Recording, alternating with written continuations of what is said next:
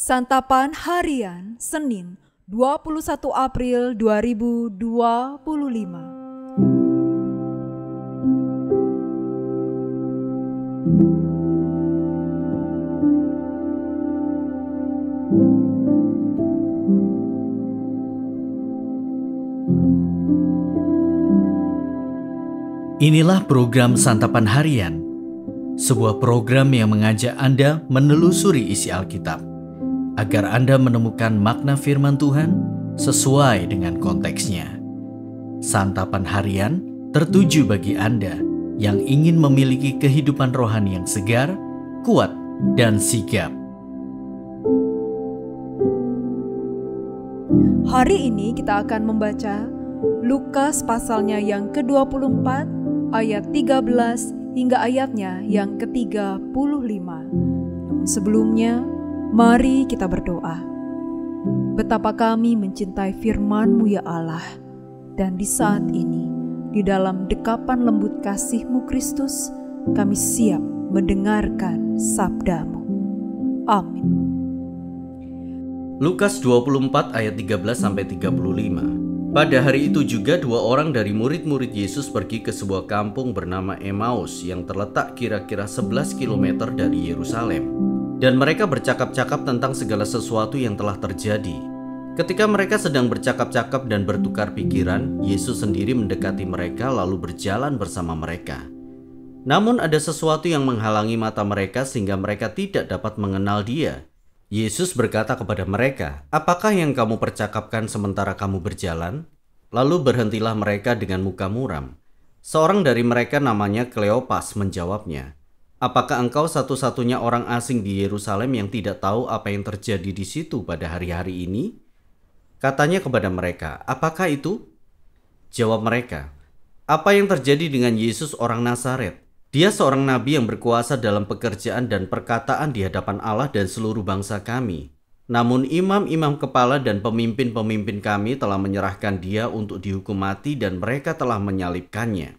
Padahal kami dahulu mengharapkan bahwa dialah yang akan membebaskan bangsa Israel. Sementara itu sekarang sudah hari ketiga sejak semuanya itu terjadi. Namun beberapa perempuan dari kalangan kami telah mengejutkan kami. Pagi-pagi buta mereka telah pergi ke kubur dan tidak menemukan mayatnya. Lalu mereka datang dengan berita bahwa telah kelihatan kepada mereka malaikat-malaikat yang mengatakan bahwa ia hidup. Beberapa teman kami telah pergi ke kubur itu dan mendapati persis seperti yang dikatakan perempuan-perempuan itu, tetapi dia tidak mereka lihat. Lalu ia berkata kepada mereka, "Hai kamu orang bodoh, betapa lambannya hatimu untuk mempercayai segala sesuatu yang telah dikatakan para nabi. Bukankah Mesias harus menderita semuanya itu untuk masuk ke dalam kemuliaannya?"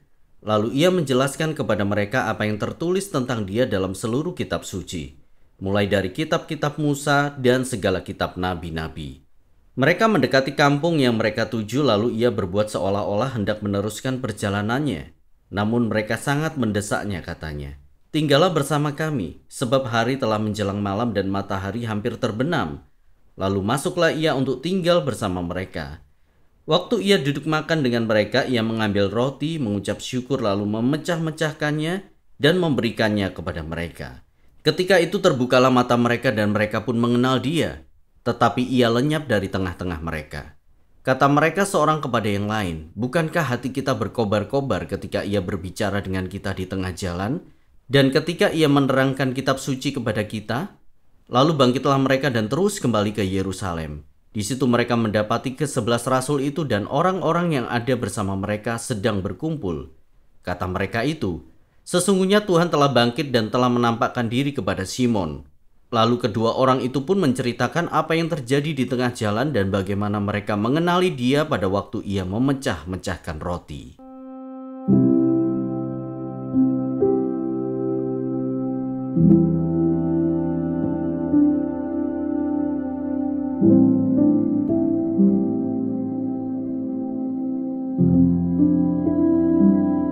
Sahabat Santapan Harian, sebuah diskusi teologis tanpa kehadiran Yesus hanya akan berakhir sebagai kegiatan tukar pikiran yang tidak membuahkan iman.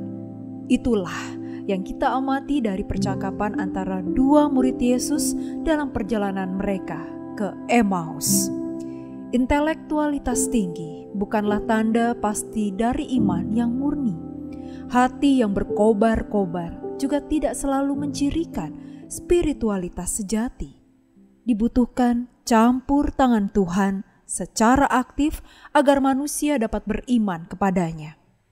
Kehadiran Yesus menuntun kedua murid tersebut kepada kebenaran yang memerdekakan.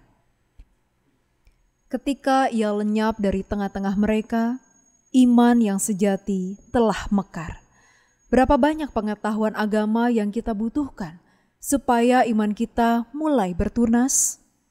Kleopas menunjukkan wawasan sejarah dan doktrin kitab suci yang sangat baik.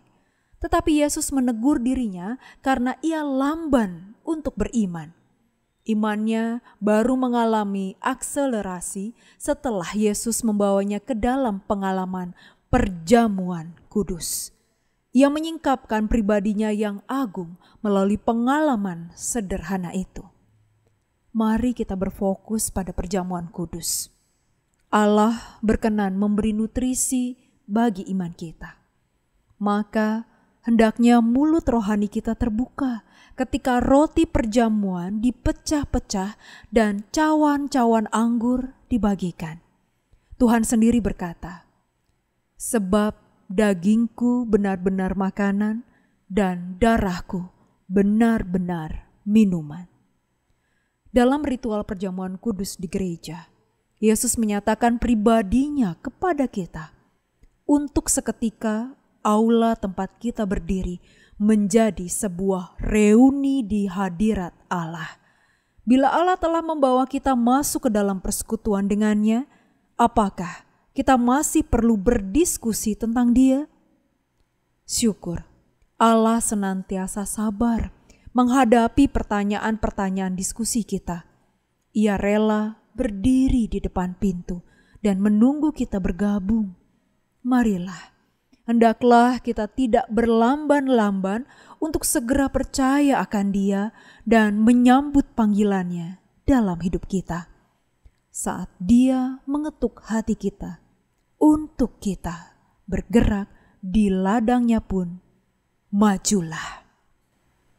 Mari kita berdoa. Di dalam kemelut dunia dan peliknya rutinitas yang kami lalui, ajar kami untuk senantiasa percaya dan melayani-Mu dalam setiap langkah hidup kami. Bukan kami mengandalkan kekuatan dan kehebatan kami. Rengkuhlah kami dengan cinta-Mu ya Kristus. Di dalam nama-Mu, Tuhan Yesus Kristus, kami memohon. Amin.